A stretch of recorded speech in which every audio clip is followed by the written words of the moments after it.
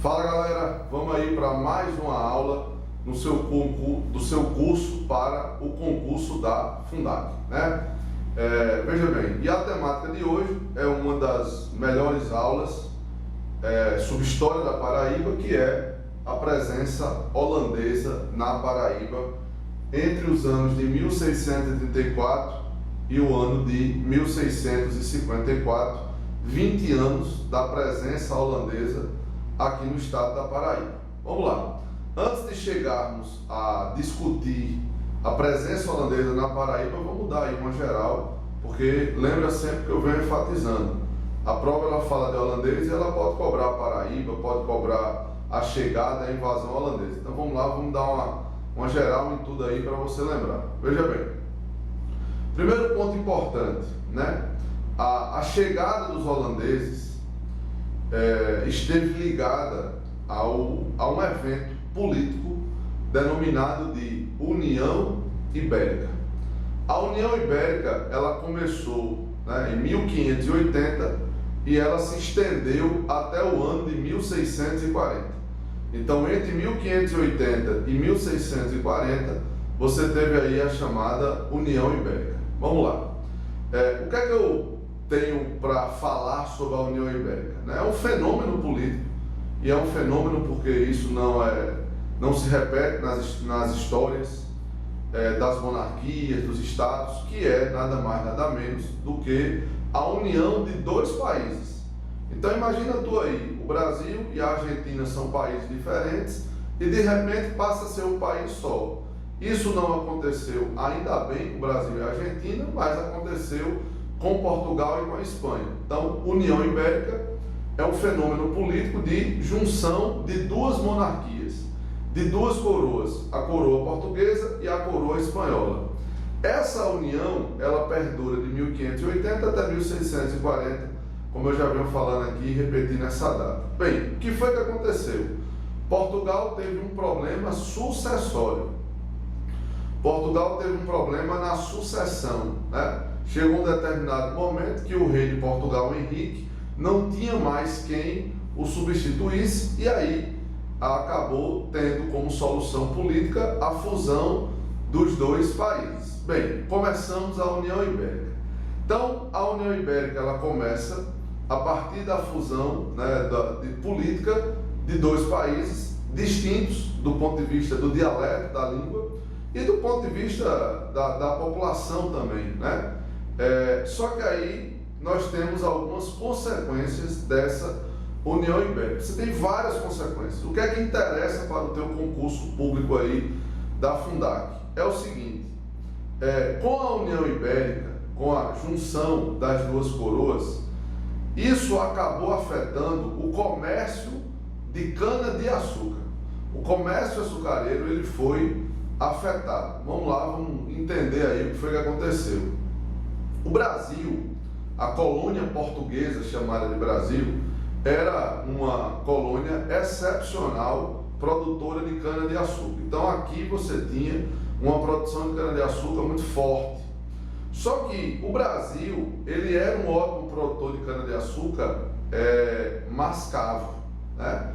E o produto mascavo, que é um produto mais puro, que é um produto mais bruto, mas ele não tinha, naquela época, no século XVII, século XVI, valor comercial na Europa. Então, o Brasil era um fortíssimo produtor de açúcar mascavo, mas o Brasil não era um produtor de refinado, né? E aí o que é que o Brasil fazia? Passava o açúcar para Portugal.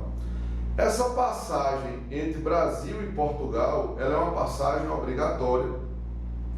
E esta relação recebe o nome de Pacto Colonial. Então, anota aí, tá? Pacto Colonial, relação entre metrópole e colônia, e não é uma relação optativa, é uma relação obrigatória. Então, o açúcar que o Brasil produz vai embora para a colônia portuguesa.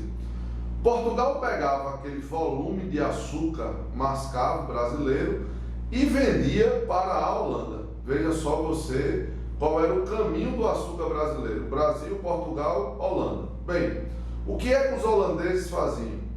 Pegavam o açúcar de Portugal refinava, ou seja, tirava ele daquela fase mais matéria-prima e o transformava em um açúcar mais industrializado, que é o açúcar refinado, e os próprios holandeses vendiam e os próprios holandeses comercializavam.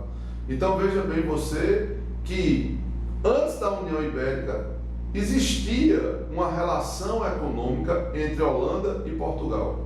Ou seja, Portugal e Holanda tinham uma relação próxima, né? Que era uma relação puramente econômica, que era uma relação puramente comercial. Bem, qual é o problema?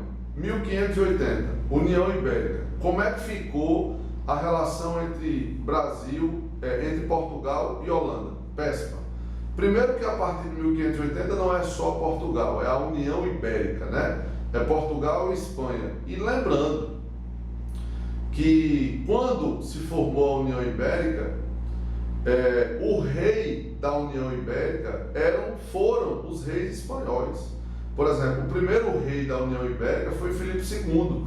Se tu estiver ligado aí nas aulas que eu já dei de História da Paraíba para o teu concurso, tu vai lembrar que, por exemplo, Filipe II foi o nome dado, é o segundo nome desse estado aqui, do estado da Paraíba, que é Filipé de Nossa Senhora das Neves. Então compreenda, quando forma a União Ibérica, qual é a consequência disso? Politicamente o Brasil passou a ser governado, Portugal passou a ser governado por um espanhol. E o que foi que a Espanha fez? Retirou o comércio entre Portugal e a Holanda. Então, acabou. Filipe II chegou e disse, não tem mais venda de produto de açúcar mascavo para os holandeses. Todo o açúcar que sair do Brasil vai ser refinado agora pela Espanha. Então, olha o prejuízo que a Holanda teve.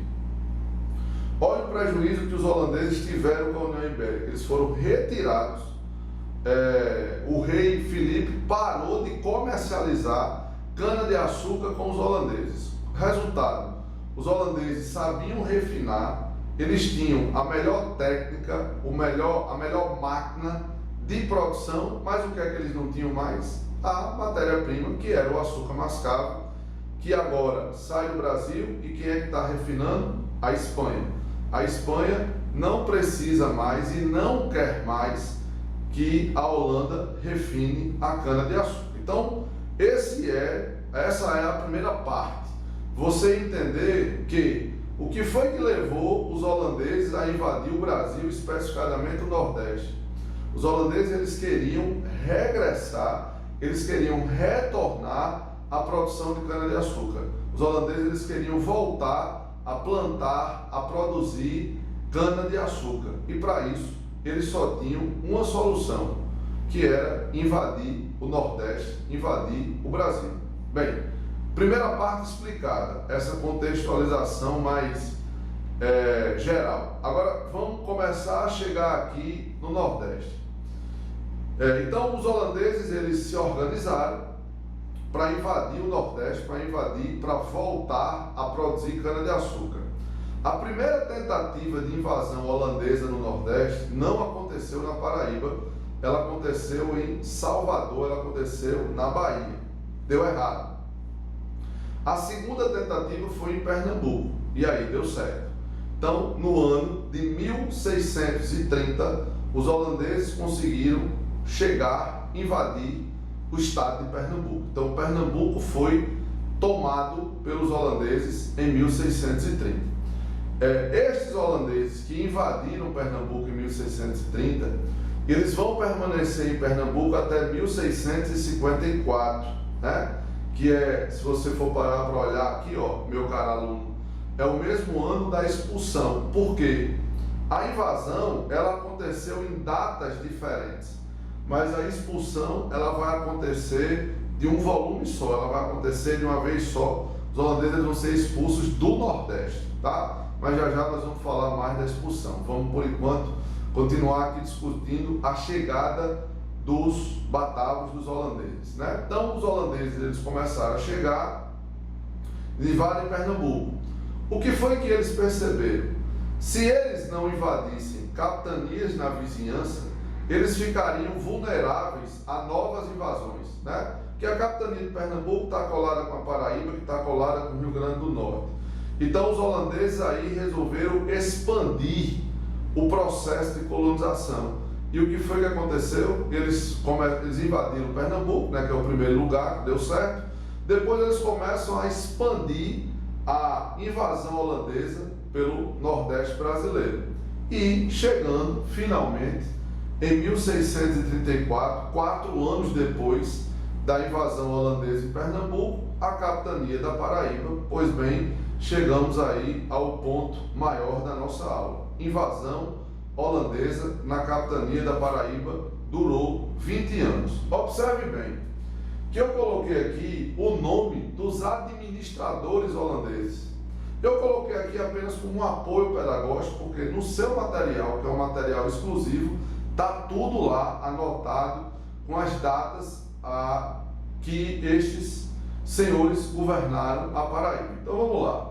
Você tem um primeiro chamado Servar Carpentier, Ibo Eyssens, Elias Herman, Gisbert de Witt e Paulus Linge. Nós temos aqui ao total 1, 2, 3, 4, 5 administradores holandeses passando aqui pela capitania da Paraíba. Vamos lá. O que é que chamou a atenção na chegada dos holandeses aqui na Paraíba? O primeiro ponto importante foram as tentativas de invasão, né? Os holandeses eles tentaram aí sucessivas vezes para conseguir entrar na Paraíba e em 1634 eles conseguiram. Qual foi o próximo passo após a tentativa de invasão, né, que chamou a atenção? A resistência, né? Alguns senhores de engenho eles resistiram à invasão holandesa e eu posso citar aqui o senhor de engenho mais importante no processo de resistência da invasão holandesa foi um senhor chamado de André Vidal de Negreiros, nascido na Paraíba, né, brasileiro. Ele era filho de um senhor de engenho e André, em hipótese alguma, aceitava o domínio holandês. André, em hipótese alguma, aceitava a invasão holandesa. E aí vai mais uma dica para você anotar no seu caderninho aí, você que está estudando, né? Se tu está ouvindo aí pelo telefone, depois tu lembra de anotar isso. Que é o seguinte, qual é a rusga de André com os holandeses? A mais importante, eu vou te avisar aqui, questões religiosas, né? O Brasil é um país, é uma colônia, de formação católica, apostólica, romana. E os holandeses, eles eram evangélicos, popularmente chamados, o nome correto seriam protestantes. A religião professada por esses holandeses era o calvinismo. Então, qual era o medo de André? Que houvesse aí uma imposição da fé protestante, evangélica, calvinista em cima dos católicos. Então, o que foi que André fez? Depois que os holandeses invadiram, ele resistiu. Eu vou lhe dar um exemplo aqui. André Vidal Negreiros, gente, ele propôs queimar os engenhos. Ele propôs que cada um queimasse os seus engenhos para prejudicar a presença holandesa. Só que aí o que foi que parte dos senhores de engenho fizeram? Não queimaram. E aí o que foi que André fez? André tocou fogo no engenho da família dele e tocou fogo em alguns engenhos da vizinhança. Então, outra dica importante, viu? O brasileiro mais procurado durante a presença holandesa no Nordeste foi o paraibano André Vidal de Negreiros, que fugiu daqui. Então André destruiu os engenhos. Então veja, quando os holandeses eles se apossaram da capitania da Paraíba, um problema que eles enfrentaram foi esse, a destruição, né? Você teve aí a destruição dos engenhos, muito engenho queimado. Só que aí os holandeses eles tiraram proveito disso. O que foi que eles fizeram? Eles modernizaram os engenhos. Eles começaram a usar aquelas palhetas de alumínio na moenda para poder melhorar a produção de cana-de-açúcar. Outro problema que os holandeses tiveram aqui na Paraíba foram as cheias do rio Paraíba, né? Para quem não é aqui do estado, está assistindo aí as videoaulas, Aqui você tem um rio, que é um rio importantíssimo nesse processo de colonização, de holandês, que é o chamado Rio Paraíba. E a plantação de cana-de-açúcar, ela acontecia nas margens do Rio Paraíba. Ela ocorria nas margens do rio, e aí com a cheia do rio, ele engolia essa produção. Então era o segundo problema. O terceiro problema, que eu já vou logo antecipar aqui de cara, foi provocado pela resistência local, né? O que aconteceu? Os escravos aproveitaram para fugir. Então, outra informação fundamental para você aí, concursando, anotar, que é a consequência da resistência dos senhores de engenho. Os escravos aproveitaram para fugir. Inclusive, pessoal, existem registros de que os holandeses, eles tiveram, no caso aqui específico da Paraíba, essa resistência por parte de alguns senhores de engenho, capitaneados por André Vidal Negreiros, e como maior consequência, maior prejuízo financeiro, a fuga de escravos e a formação de quilombos.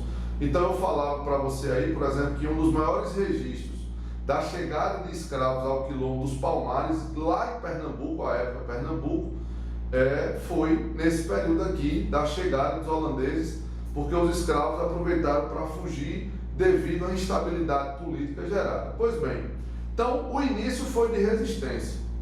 Bem, aí o que é que os holandeses eles fizeram? Eles tentaram fechar um acordo, eles tentaram se aproximar. Esse acordo, ele passava por 3 grandes características, que são tão importantes, que eu deixei aqui anotadinho no quadro para você aí. Primeira, anistia política. O que é que os holandeses estão dizendo? Se você lá atrás participou do processo de resistência, se você se entregar aos holandeses, se você fechar parceria com os holandeses, nós não vamos prender você. Isso você chama de anistia política. Então os holandeses eles estão aí tentando se aproximar de quem resistiu lá atrás.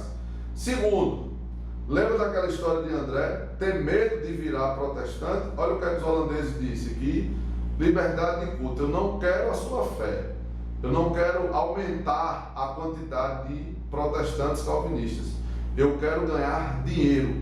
Então, segunda promessa, né? Segundo ponto do acordo que os holandeses estavam tentando fechar com os moradores da região. E o terceiro ponto era a garantia da propriedade, a garantia do latifúndio. A partir deste acordo, as coisas começam a se acalmar. O relacionamento de holandês e dos paraibanos aqui começa a ter uma certa aproximação. Alguns senhores de engenho começam a aceitar a presença holandesa. Eu só queria registrar, queria que você aí registrasse o seguinte: na hora que os holandeses propuseram esse acordo, parte dos senhores de engenho aceitaram e uma outra parte ainda tentou resistir. E aí, meus caros concursandos, os holandeses eles pegaram essa parte que não queria se aproximar e aí impuseram impostos, taxas, tributos, tomaram propriedade de alguns senhores de engenho aqui na Paraíba. Agora lembre, eles só fizeram isso com os que não respeitaram o acordo, tá? Mais uma informação que eu acho importante sobre a presença holandesa aqui na Paraíba é o seguinte: este governante aqui, chamado de Ipo, né? Ele foi assassinado aqui, ali pela região onde hoje é uma cidade chamada de Santa Rita. Quando ele estava em um engenho, ele foi assassinado pelo pessoal da região. Então, assim, você teve conflito ainda, né? Apesar do acordo, você ainda teve muita indisposição. Um outro momento de muita indisposição, também você tem ainda, que é durante o governo de Gisbert Witt. Você ainda tem certas indisposições aí no governo de Gisbert Witt, de Paulo Lins, apesar, meus caros, que se você comparar esses dois governos aqui, o de Paulo foi muito mais violento do que o de Gisbert de Witt, né? Quando é que as coisas se acalmaram de novo? Quando Maurício de Nassau se tornou governante holandês em Pernambuco. Aí ele vem aqui, fecha algumas parcerias, ajuda a recuperar algumas ruas, a reformar o Forte de Santa Catarina, que muda de nome, né? Registre isso, passa a se chamar de Margarete. Então o Forte de Santa Catarina vai aparecer aí na tua tela, tá? Ele muda de nome de Santa Catarina para Margarete. E outra novidade, né? A cidade muda de nome, ou seja, é a terceira mudança de nome da cidade, que já era Nossa Senhora das Neves, passou a ser Filipé de Nossa Senhora das Neves, e agora ela passa a ser chamada de Frederica. Então, de 1634 até 1654, isso aqui não era mais Nossa Senhora das Neves, nem Filipé, nem nada, era Frederica, em homenagem a um governante holandês. Pois bem, explicado isso, vamos agora para o processo de expulsão dos holandeses. Bem, por que eu chamei de processo? Porque a expulsão dos holandeses, ela demorou em média 10 anos. Ou seja, ela começa ali mais ou menos em 1644 e se estende até o ano de 1654. Bem, o que foi que aconteceu para que os holandeses eles fossem expulsos? Então você tem aí várias causas. A primeira causa, que eu queria que você anotasse aí, esta primeira causa, você chama de restauração portuguesa. Tem livro de história que não chama de restauração portuguesa. Tem livro de história que chama isso, sabe de quê? De fim da União Ibérica. 1640, a União Ibérica acabou. Portugal voltou a ser um país separado da Espanha. E aí o que foi que Portugal disse a partir de 1640? Eu quero pegar a minha colônia de volta. Então, fator 1, esse. Faltou fator 2. Acredite você que Maurício de Nassau foi demitido do governo de Pernambuco, né? Na hora que Nassau foi demitido, a política holandesa para com os produtores de cana-de-açúcar foi muito ruim. Exemplo, cobrança excessiva de juros, diminuição do preço do açúcar, tudo isso para prejudicar os senhores de engenho. Então, quando você junta a demissão de Nassau, a consequência do maltratamento que a Holanda deu aos senhores de engenho depois de Nassau e a restauração portuguesa, dá-se início a um fenômeno conhecido como insurreição pernambucana ou expulsão dos holandeses, né?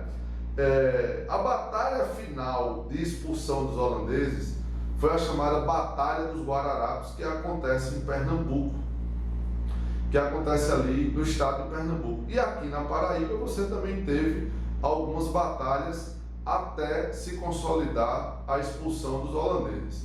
Qual é a outra grande novidade que eu trago para você aqui, finalizando essa aula? Lembra de André Vidal Negreiros, que participou da resistência contra os holandeses no começo? Ele agora participa no fim. Pois é, André deu trabalho para os holandeses no começo e na hora da expulsão ele esteve presente de novo no processo de expulsão dos holandeses. Então André participa. Você tem um outro senhor de engenho do ar de Pernambuco chamado João Fernandes Vieira. Você tem alguns índios, né, que é bom perceber isso. O relacionamento do holandês com o índio era um bom relacionamento. Inclusive, você tem registro de índios que foram visitar, conhecer, morar em Amsterdã, capital da Holanda. Então, a convivência de holandês e de indígena era de fato uma boa convivência. Apesar dessa boa convivência, convencido por alguns senhores de engenho, alguns índios participaram do processo de expulsão dos holandeses, tal quais alguns escravos.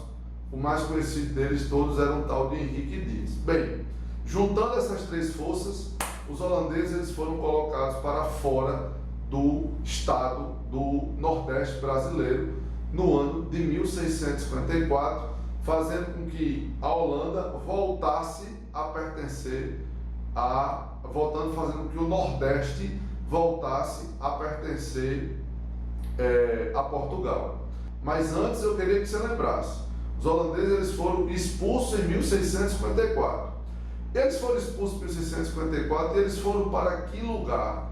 Eles invadiram uma outra propriedade, desta vez na América Central, chamada de Antilhas. E lá nas Antilhas, eles começaram a plantar cana-de-açúcar, ganhar dinheiro e tocar a sua vida econômica lá nas Antilhas.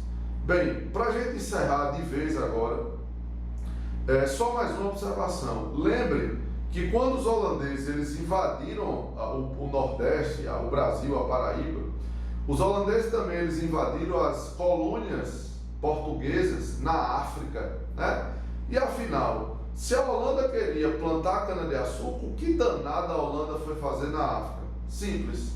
A Holanda precisava de mão de obra escrava e a África passou a ser a fornecedora desta mão de obra escrava para os holandeses. Beleza? Vamos lá para a gente fechar a nossa videoaula. Vamos aqui resolver a nossa questãozinha que já é de costume de todos vocês, né? Então vamos lá, uma questão muito boa sobre holandeses aqui. Vamos lá. Primeira lá, aparece aí na tua tela aí para tu ler. Foram respectivamente fatores importantes na ocupação holandesa no Nordeste do Brasil e na sua posterior expulsão. Letra A. O envolvimento da Holanda no tráfico de escravos e os desentendimentos entre Maurício de Nassau e a Companhia das Índias Ocidentais. B. A participação da Holanda na economia do açúcar e o endividamento dos senhores de engenho com as Companhias das Índias Ocidentais. C. O interesse da Holanda na economia do ouro e a resistência e não aceitação do domínio estrangeiro pela população. D. A tentativa da Holanda em monopolizar o comércio colonial e o fim da dominação espanhola em Portugal. E. A exclusão da Holanda da economia açucareira e a mudança de interesses da Companhia das Índias Ocidentais. Galera, a resposta correta é a letra B, a participação da Holanda na economia do açúcar e o endividamento dos senhores de engenho com a Companhia das Índias Ocidentais, né? Detalhe, viu, gente? A minha próxima videoaula, né, que vai ser colocada aí na sua plataforma, é sobre a ocupação do interior nordestino, né, do interior da Paraíba, sobre a pecuária, precisamente, economicamente falando. E você vai entender que temos totais ligações da expulsão dos holandeses com o processo chamado de pecuária, mas na próxima videoaula, nós vamos estudar isso, aprofundar. Valeu aí, até a próxima aula.